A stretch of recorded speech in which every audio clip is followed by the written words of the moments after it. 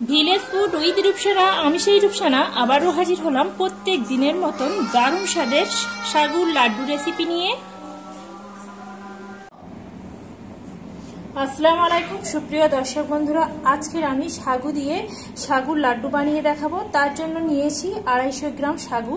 আর সাগুটা আগে থেকে আমি ঘন্টা 3 আগে ভিজিয়ে রেখেছিলাম, আর সাগুগুলো ঠিক এইভাবে ফুলে গেছে। সাগুর লাড্ডু বানাবো বলে আগে থেকে একটা কড়া বসিয়ে দিয়েছি। কড়াটা একটু গরম করে নিয়েছি। এখানে দিয়ে দেব 2 চামচ ঘি। ঘিটা এবার আমি মেল্ট করে নেব।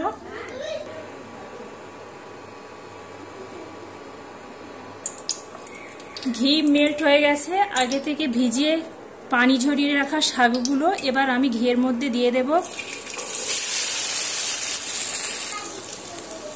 এবার আমি এইভাবে অনবরত ঘিয়ের সাথে নেড়ে ছেড়ে সাগুগুলো একটু ভেজে নেব।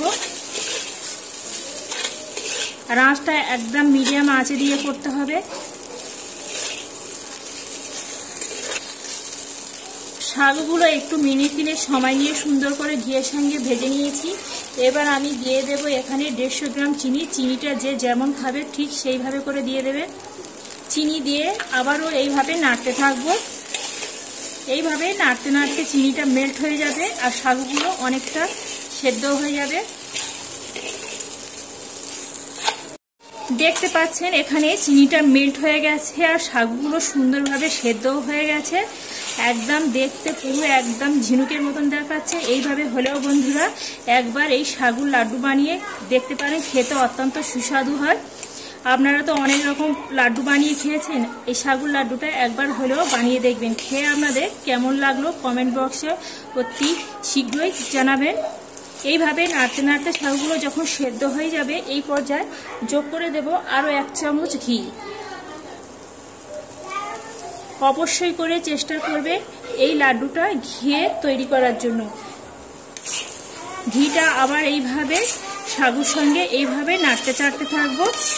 আর নাড়তে নাড়তে যখন দেখবেন এইভাবে একদম আলাদা হয়ে যাচ্ছে, এখানে সাগুটা প্রায় সেদ্ধ হয়ে এসেছে। এইভাবে অনবরত নাড়তে হবে আর আঁচটা একদম মিডিয়ামে আঁচে দিয়ে করতে হবে কাজটা।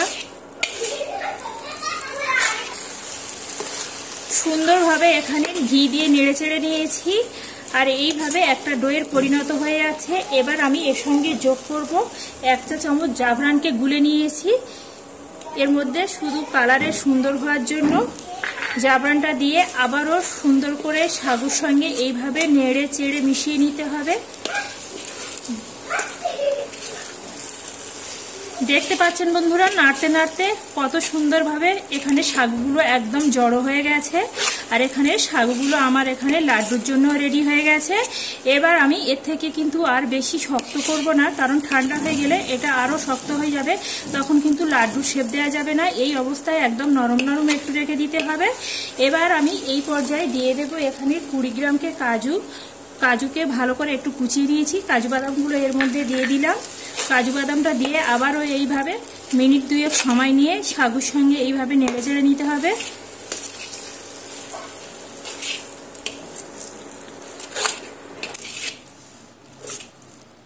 এই সাগুর লাড্ডুটা বন্ধুরা করতে গেলে একদম বেশি কোনো উপকরণ লাগে না, বাড়িতে থাকা অল্প উপকরণ দিয়ে তৈরি করা যায়। শুধু সাগু আর চিনি থাকলেও হাতের কাছেই সাগু লাড্ডুটা বানিয়ে নেওয়া যায়।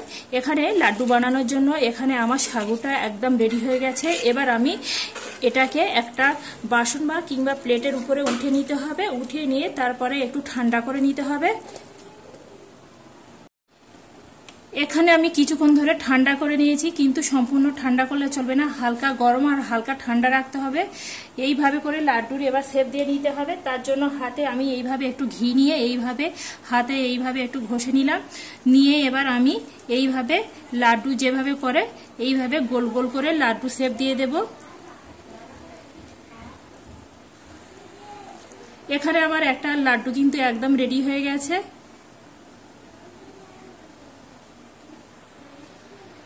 দেখতে পাচ্ছেন বন্ধুরা, এখানে সমস্ত লাড্ডুগুলো আমি একদম তৈরি করে নিয়েছি, আর কতটাই লোভনীয় হয়েছে দেখেই বুঝতে পাচ্ছেন, এখানে বলার আমার কিছু নেই। বন্ধুরা আজকের যদি এই সাগুর লাড্ডু রেসিপিটি যদি ভালো লেগে থাকে বন্ধুরা, একটা লাইক করবেন, লাইক করে আমার সাথে থাকবেন। এইভাবে নিত্য নতুন সহজ সহজ রেসিপি পেতে গেলে অবশ্যই করে চ্যানেলটি সাবস্ক্রাইব করে রাখবেন।